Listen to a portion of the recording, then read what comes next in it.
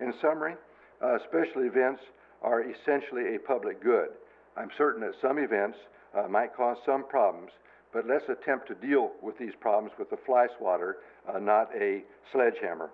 Let's treat them for what they are, a source of joy and celebration, as a valued part of our agriculture and tourism economy, as a creator and sustainer of jobs, rather than as a pariah which must be regulated out of existence. I'm Rhonda Spiegel. I'm the Executive Director for the Central Coast Chapter of the Alzheimer's Association. I don't know how to say this any more clearly, but anything that would have any negative impact, any deterrent for any organization to do an event that would take additional complexity or cost additional dollars would impact us severely.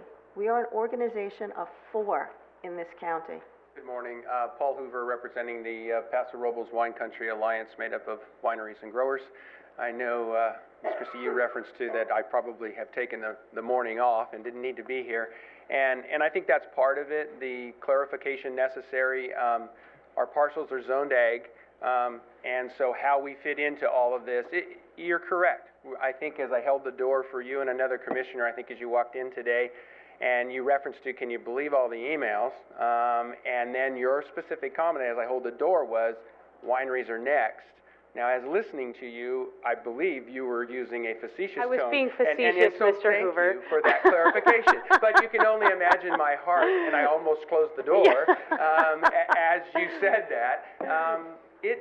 And so, in general, vineyards start out as agriculture, and that's what they are.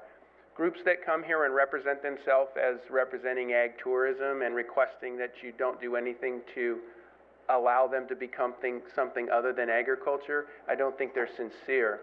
I'll give you a brief example. The city of Paso Robles asked us to help the city with the congestion from the Am-Gym tour at our vineyard last week. Could we please host people at our property because of our parking capabilities and our signage and our handicap facilities, etc.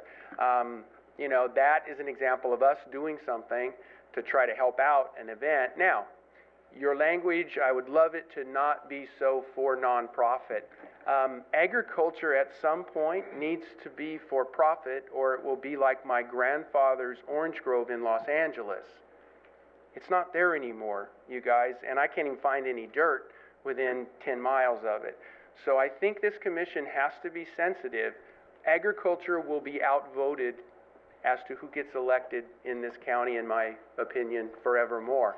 Because agriculture, there's less of us out there. We have 60 acres. So we need help in diversification and not a lot of rules that potentially will make us more restrictive. So please look at our abilities in agriculture to properly host an event. And just quickly, my son's getting married, born here, 25 years, getting married in September. Our minor use permit, which I know you profess the process here is supposed to be easier, we can't even hold the wedding for him at our property based on our size limitation. Now, probably an exclusion because he's a family member, but it's sensitive, so I'm not holding the event there. 200 people, I can't hold it on my 60-acre property with a minor use permit and proper facilities and parking to do it. So I have to ask a friend, okay, to hold the wedding at their ranch because he doesn't want to get married in a hotel with a tent on the beach, okay?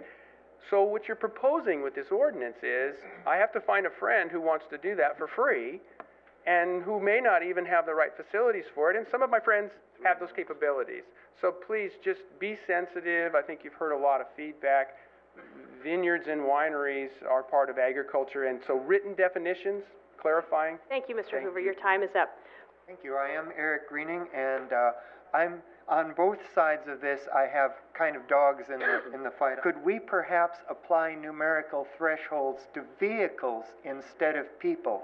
In other words, organizations that have good, strong ride-sharing plans, use ride-on, van pooling, aggressive carpooling, maybe they should have the ability to get larger numbers of people, whereas those who don't even make any efforts in that direction have smaller numbers of people. That would mean ratcheting the numbers down, but having them be numbers of vehicles rather than numbers of people on these thresholds. I'm Chris Aho with Hospice of San Luis Obispo County. Thank you for letting me speak today. I find myself with a lot of my specific comments having already been made by the other nonprofit organizations here, so I won't belabor all of that again, although I would like to stress one thing. This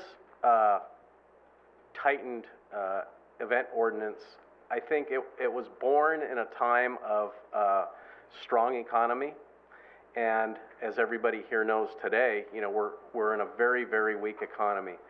And so as a nonprofit, you kind of feel like your hands are already bound by the economy today. And then here we are with an ordinance that I think is going to be kicking us over the cliff. And so I'd like to have the commission really think seriously about that. When you're a nonprofit, you have three major sources of funding. One is grants, and I think as everybody here understands, that source of money has virtually dried up almost to nothing now.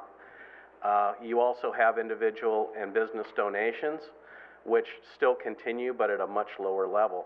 So we're going to become more and more dependent on our fundraisers to be able to offer all of our services free of charge to the community.